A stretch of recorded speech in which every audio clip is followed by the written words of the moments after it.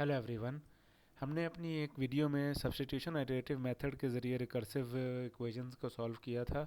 हम उसी इक्वेशन को अब सेकंड मेथड जो है रिकर्जन ट्री मेथड उसके ज़रिए सॉल्व करते हैं। ठीक है, तो हमारे पास रिकर्जन ट्री मेथड क्या है कि जो आपके पास रिकर्सिव इक्वेशन है उसको आप ट्रीज़ के ज़रिए सॉल्व करते हैं, जिसमें जो है आपका हर नोड जो है वो एक कॉस्ट ऑफ सिंगल सब प्रॉब्लम को रिप्रेजेंट करता है और उसमें रिकर्सिवली अब फंक्शंस इन्वोक हो रहे होते हैं। ठीक है, और रो वाइज आप उसकी जो कॉस्ट है उसको आप ऐड कर रहे होते हैं level by level. Row wise का मतलब मेरा यहाँ पे है लेवल बाय लेवल, क्योंकि जब आप एक ट्री बनाते हैं तो उसमें लेवल्स होते हैं। सो हर लेवल पे जितने भी आपके पास कॉस्ट है उनको आप सम कर लेते हैं।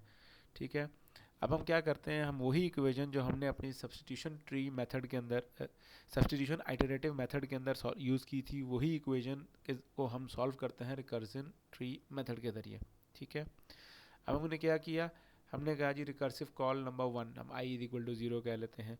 नंबर ऑफ नोड्स हमारे पास इस वक्त 1 है, जो हमारे पास रूट नोड है। रूट नोड पे हमारे पास होगा n स्क्वायर। ठीक है, n स्क्वायर हमारे पास रूट नोड पे है जिस जहाँ से हमारे पास ये रिकर्जन आएगी। ठीक है, तो इसका जो सम है हमारे पास वो n स्क्वायर ही होगा ऑफ कोर्स।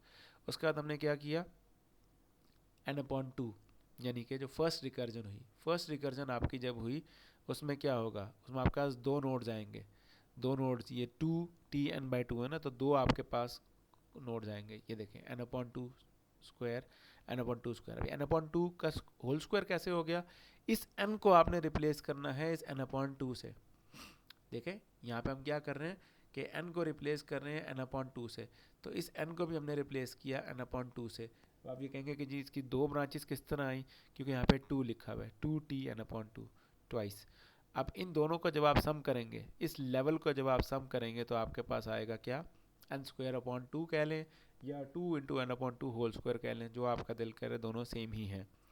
ठीक है, उसके बाद हमने क्या किया, इस n को हमने रिप्लेस किया n/4 से, यानी कि फर्दर उसकी जो है वो रिकर्जन हुई।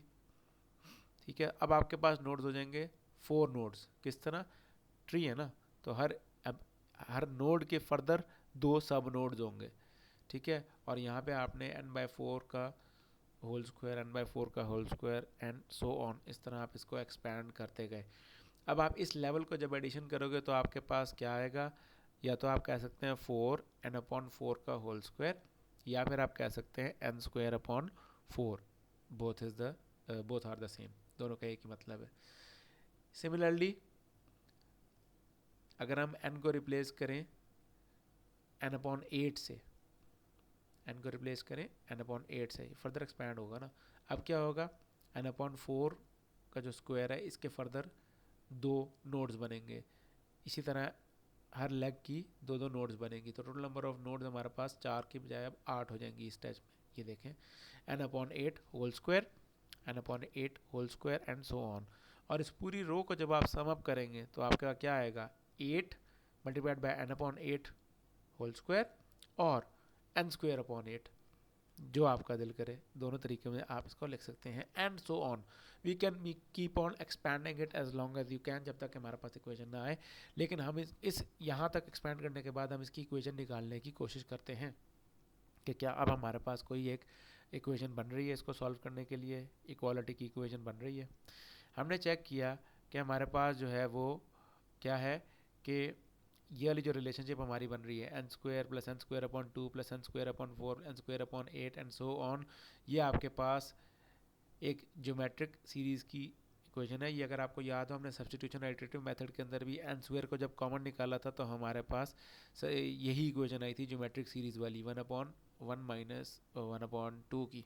ठीक है, रेफरेंस के लिए मैंने लिंक भी आपको दिया है ताकि आप रेफरेंस भी इसका देख सकें, राइट। और इसको जब हम सॉल्व करेंगे तो हमारे पास क्या आएगा, इस लाइन को, इसको जब हम इक्वेशन को सॉल्व करेंगे 1/1 - 2 को, तो ये बनेगा 2, तो ये बन गया 2n²।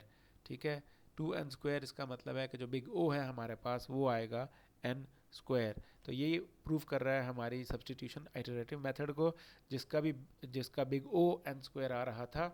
और रिकर्जन ट्री मेथड से भी इस इक्वेशन का जो बिग O है वो n² आ रहा है, राइट। सो ये हमारा प्रूफ करता है सब्स्टिट्यूशन आइटरेटिव मेथड वाले सोल्यूशन को भी। ठीक है, I hope you like the video. Kindly subscribe